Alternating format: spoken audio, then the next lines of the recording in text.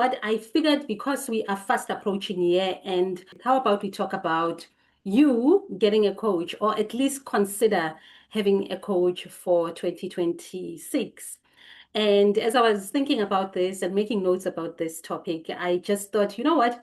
Maybe let's talk about why is it that even though coaching, life coaching, money coaching, relationship coaching, dating coaching, and coaching also in the Black community, well, maybe not all Black community, but in certain LSMs and certain classes, coaching is now almost a norm. Yet still, a lot of people do not take it up. There is still stigma around having a coach. So I thought maybe let me start with some of the stigmas and let's get them out of the way. And then let's talk about some of the reasons why I believe you should consider a coach for 2026. Okay, so firstly, the first misconception is that, first of all, people don't know what life coaching is actually about. They often confuse it with therapy or counseling.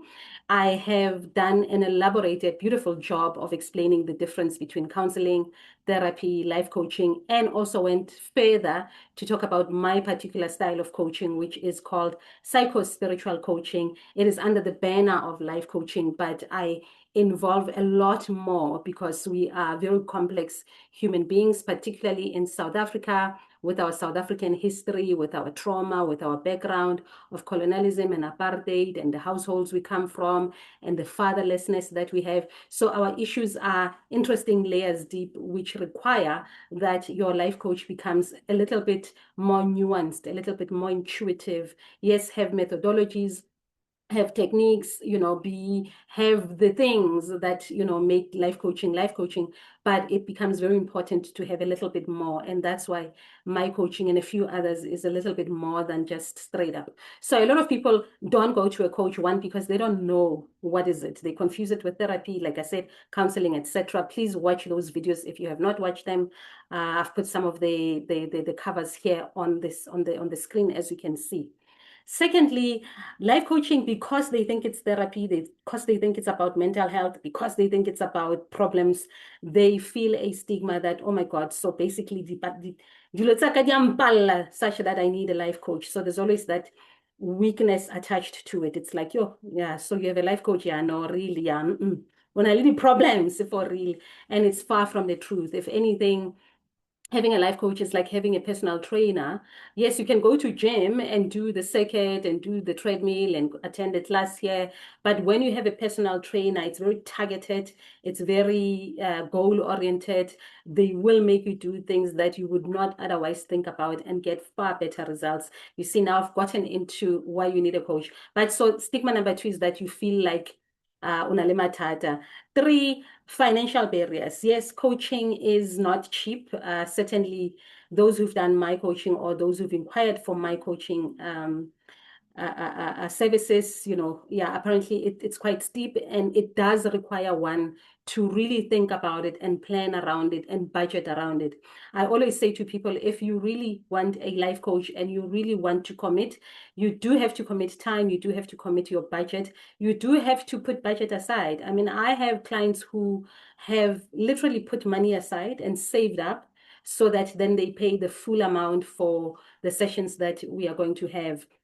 I'll talk about my coaching for 2026 a bit later, maybe not in this video, even in maybe the next video or so, because I have packaged it in such a way that I want to work with a person for a year or for 6 months. So my packaging is slightly different than your ordinary selling sessions or selling time. I don't sell time or sessions anymore.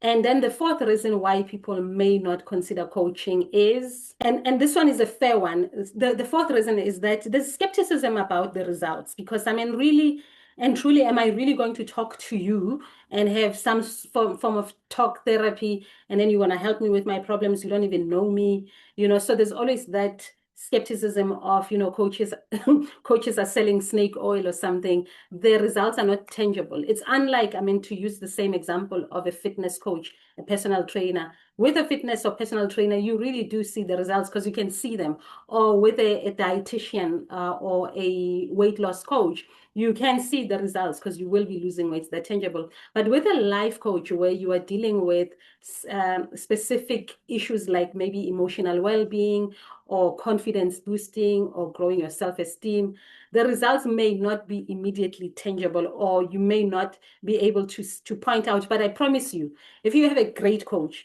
within a few sessions, people start to notice, you start to notice that, hey, usually in a meeting, I would be shying away. I wouldn't ask a question. Now I put my hand up confidently and I speak up.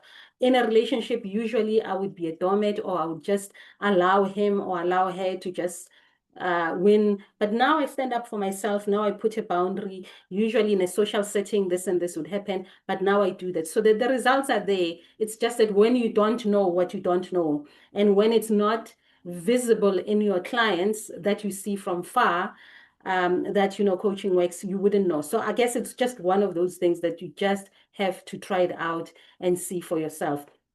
Are there bad coaches out there? Oh, yeah, they give us a bad rep. Really bogus people who don't know what they're doing, honestly, whether they're certified or not, because that's another thing which I'll talk about maybe in the next video, about in the video where I want to help you on how to choose a coach, what to look for, and so on. So I'll touch on those things of what to look for a coach. But yes, so those are the main ones. So firstly, you don't know what coaching is, so you have no clue. So you don't even think you need it. Two, you think it's therapy, counseling, mental health. So there's a stigma. You feel like, eh. Four, you think that, it makes you feel weak, and fear of being vulnerable with a stranger, because I mean, that's a genuine fear. And then five, it's a financial barrier. You might think it's something that you can just do. You think about 350. It's not 350. It's not the TikTok people. Sorry, my TikTok people. So you do need to put in money, and you do need to put in time, and you do need to commit to a life coach. So those are the 5 reasons why people do not go for coaching. Now, the next video, let's talk about why you should get a coach.